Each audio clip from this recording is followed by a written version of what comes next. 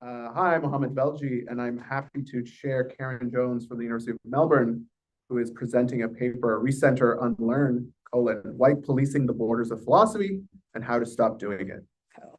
So it's fantastic to be here and have really enjoyed hearing the papers today.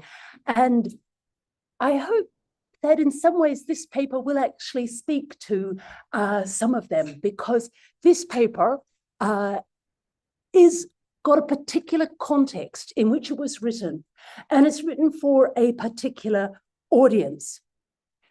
And the context is a conference that I co-convened along with Fiona, and Velji was there, on thinking from every when, philosophy, Indigenous knowledges, and perspectives. And during that conference, there was a particular moment, an intervention by one of our former University of Melbourne First Nation students. So I think it's important, even though analytic philosophers hardly ever do this, to say who this paper is written by, when it was written, why it was written, and who it was written for. And analytic philosophers somehow just seem to assume we're writing from nowhere, not this group maybe, or we're writing for everyone, and we're not necessarily doing this. So this paper is written by two migrant white settlers, myself and Francois Schroeder, and we take ourselves to be co-accountable for anything that's interesting in here, and also for any errors of which we are sure there are many. So I'm not going to fob off blame for them. So it's written by two migrant white settlers living in Naarm, which you will know as Melbourne, on stolen Wurundjeri land.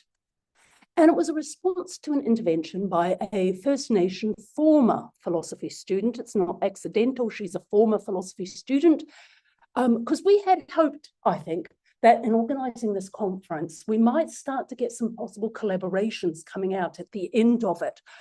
And in response to a comment by a participant in that conference, a First Nation student, former student, stood up and said, "Philosophy is not safe.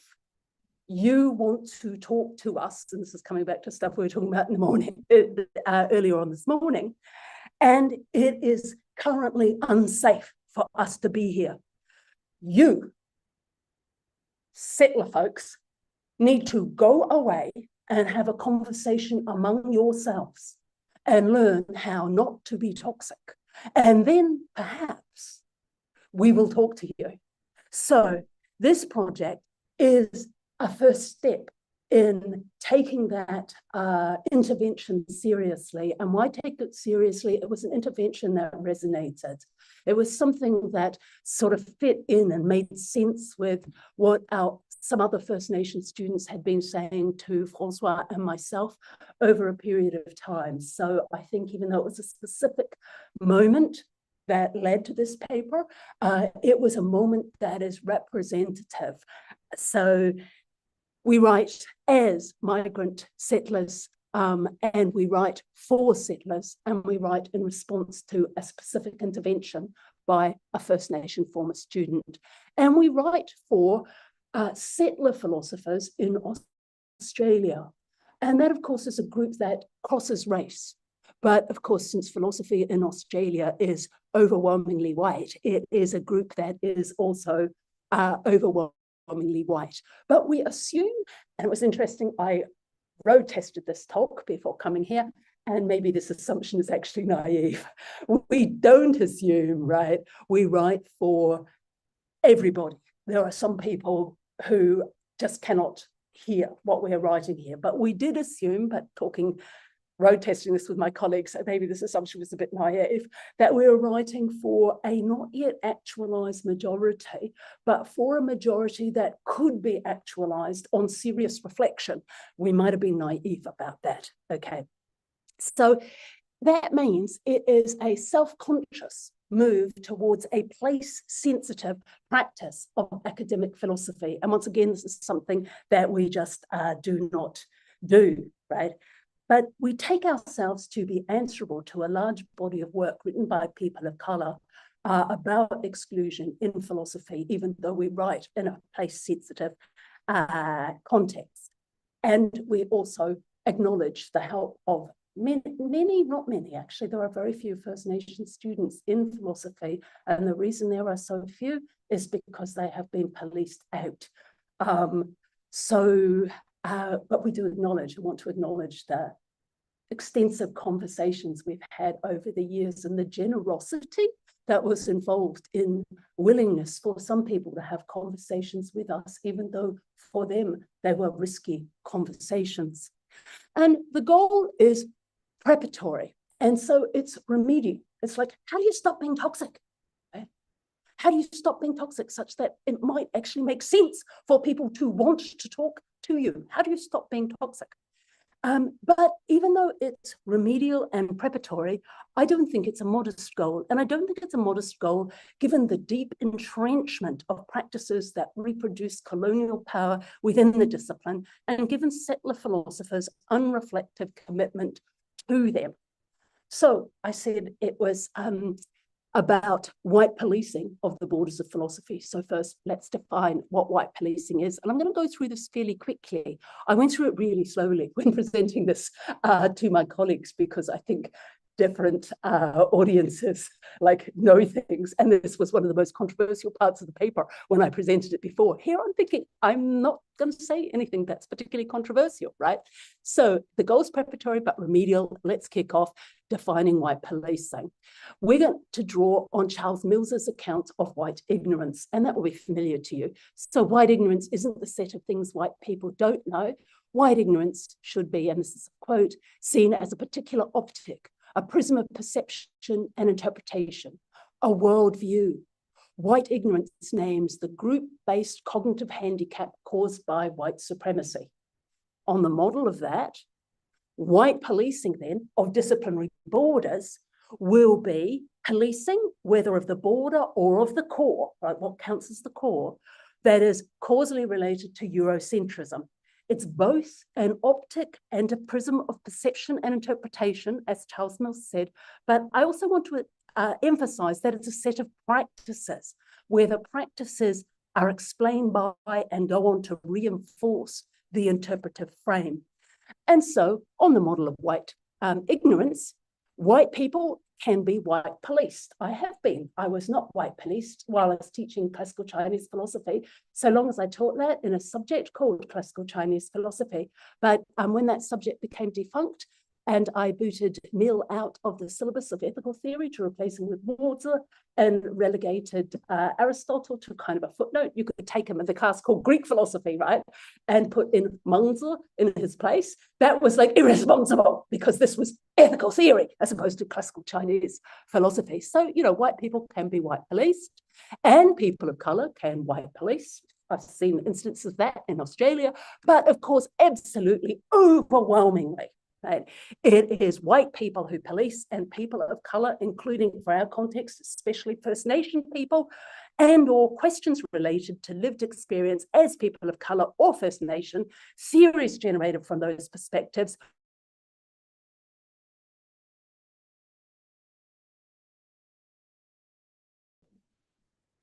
The third is a kind of co-creation. And the fourth, hi. There was a little problem with the Zoom, so. A bit weird because I'm going to be looking this way, but never mind. They can just see my left ear over there. I won't even bother to look in that direction. Okay. And then the one we want to advocate for in the Australian context, because this is a piece written at a time in response to a particular intervention. But I am also really interested to talk to other settler philosophers from other locations, because I think that some of what I am saying will travel, and it will be non-accidental that it travels because certain patterns have been reproduced at the global level as a consequence of colonization. So maybe it'll travel, but the Recentre Unlearn strategy is put forward particularly on Australian context. Thrilled to know what people are doing elsewhere and whether this resonates, whether this travels. So first strategy, leave space but do not occupy it. Notice and deplore the exclusion of First Nation people and perspectives from philosophy. Right? You might go, well, that's too easy. Okay, well then do something a little bit more serious. Back off. Resign from the white police force. And I thought at first, this is really kind of pathetic, but actually when you realize what it would take to resign from the white police force, just like backing off and resigning is actually maybe like a pretty radical step, in fact. But as Spivak said a long time ago, but it still holds, at least in the context in which we're talking, if you do that, and you might go, okay, sorry, we're just very good white people, therefore we don't speak for the blacks. That's the kind of breast beating that is left behind at the threshold, and then business goes on as usual. Now, this kind of breast beating in a US context, when we're talking about African-American philosophy, need not leave business going on as usual, right? But in Australia, you bet it will. And one of the reasons it will is because there is precisely one First Nation person who identifies as First Nation and who identifies as a philosopher. Now, there are many First Nation philosophers, but mostly they are working in sociology, they're working in Indigenous studies, they're working in these and producing texts that are beyond the scope, right? Because they are beyond the disciplinary boundaries. So engaging with them is not mandatory. Okay, so strategy one, I'm going to say it changes nothing, but maybe that is pessimistic, because maybe if people resign from the white police force, over time we could get some change. But to me, this change would be very, very slow. So not going to advocate for that one. And add to the mix model. So you might think that you're going to need to do is bring First Nation conceptual resources and perspectives into dialogue with questions and problems framed by Western philosophers, both historical and contemporary. And I do not mean wait until you have the one lecture at the end of the class on First Nation perspectives. I mean, knit them into the course. But I'm still going to say, yeah, maybe not. So what's an example? And this is actually happening in New Zealand. It is not happening in Australia. You could bring Maori conceptions of the self and of knowledge. And Stuart has a book making this available as a resource. You could bring those into mainstream courses in ethics, metaphysics, and epistemology. But in a way, this remains or is, I think, extractive, insofar as it uses First Nation resources for addressing an intellectual agenda where that intellectual agenda is set somewhere else. So fundamentally, it holds on to the ground on which philosophy is done in a kind of colonial move. So it's not actually up to us, I think, as two settlers writing, to say whether this is better than nothing. It's actually not up to us to say this. It could well be that it is better than nothing. Like, it really could well be, but it's not up to us to say, oh, look, now we're giving you something that's better than, it's better than nothing.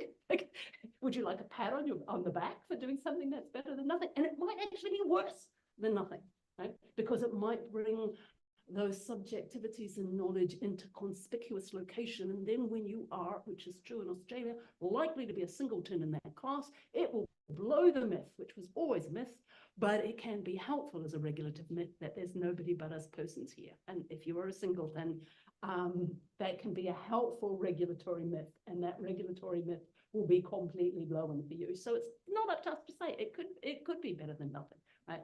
But in the Australian context, and actually I think this one globalizes, compared to how philosophy could be re-envisioned, it's an impoverished conception of philosophy's future, because the ground on which philosophy is done, the questions probed, it remains, an agenda set elsewhere. So what else could you do? Well, you could try this. And this is interesting. You could try co-creating some syllabi and doing your research. So co-creation moves beyond extraction, because those formerly excluded, right, are no longer seen as subjects or resources for your own inquiry, but are instead seen as active participants, right? Active contributors whose interests and perspectives are embedded into a co-created agenda, no longer embedded into your agenda, but embedded into one that we make together. right? And of course, co-creation is a concept. Originally, it had its originations in talking about practical and policy-related matters, but I think it isn't just applicable to applied contexts. I think the ANU Deep History Project is an example of theoretical co-creation. It's thinking about deep time and is a collaboration between First Nation people inside the academy and outside the academy, elders and people, certified by Western knowledge certification mechanisms, working with historians. So you could do it. But, there's real world co-creation and there's idealized co-creation. And good co-creation requires not just well-intentioned collaborators. We were all very well-intentioned at this conference early on in the year. And nonetheless, we won't engage in an overall evaluation, okay? But some bad shit went down there. So, good co-creation requires, as Kassam reminds us, not just well-intentioned collaborators, but the absence of power asymmetries or hidden agendas, because otherwise, however well-intentioned you are, you'll reproduce them. And do not assume other people will be willing to come into your discipline once you let go of the extractive mode, right? Why should they and how can they if you are culturally unsafe? And that's why we are proposing Recentre, Unlearn. Why Recentre rather than Decentre? Compare this with Dotson's proposal for a culture of praxis, which has multiple disciplinary centres, which bring with them multiple canons and multiple ways of understanding disciplinary validation, and they can pull on each other and bump up against each other.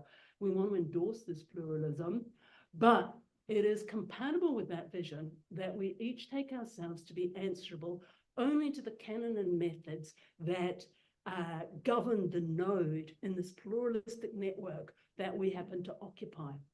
And by Recentre, I'm meaning something connected to but slightly different from what African philosophers are meaning, just to bounce back to Abe's talk this morning. We are meaning this. Place the experiences and concerns of First Nation people, our students, their mobs, at the heart of how we approach philosophy and take ourselves to be answerable to them. And the claim is everyone in Australian philosophy is answerable to this norm. So it is a philosophy embedded in place. Right? Why First Nation people, this is a slide I didn't have till I road tested this. Why First Nation people, our students and their mobs in particular? Why not hold ourselves to be answerable to all our students? And in the Australian context, that's going to mean people of diverse Asian heritages, but overwhelmingly Chinese, right? Well, if not here, then nowhere, right? If I'm not teaching Chinese philosophy is being taught. But if people aren't engaging with First Nation philosophies in Australia, produced in Australia, it is not engaged with anywhere in the globe. Right? And there's also a special responsibility for reparation. Right? And we do this thing, and Fiona's going to talk about this, it's kind of semi-ritualized acknowledgement of country, and it's embedded in public life. You can't take it off your webpage for your subjects. The university puts it in there, and it's like, well, what on earth does any of that shit mean? Right? So what is it, seriously, to philosophize on stolen land? So recentering is an acceptance of an alternative frame, optic, or prism. Right? It enjoins you to try and see what you are doing from the perspectives of First Nation people. Ask what is problematic from that perspective, right? For everything. Embedding this frame in thinking and practice is not something achievable all at once. It's a process rather than a destination. Recentering is a process. Its nearer term goal is to stop being toxic to First Nation people, but its longer term goal, we don't know what that is. Its longer term destination, we don't know what that is. Right? It will give rise to further conversations that could change the discipline in ways the discipline can't yet imagine. So if you're going to do this in good faith, you're going to have to bracket standard settler entitlement moves, right?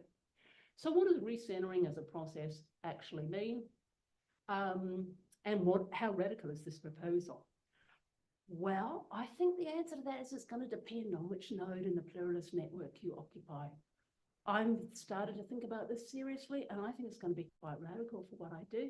Recently, I have read Chelsea Watego's essay, Fuck Hope, which ends, fuck hope, be sovereign. And that was actually quite close to where Tempest came at the end of your talk. It was still saying, it's hope. But Chelsea would say to you, nah, fuck hope. What you're doing is you're being sovereign. You're standing your ground. You're being sovereign, right?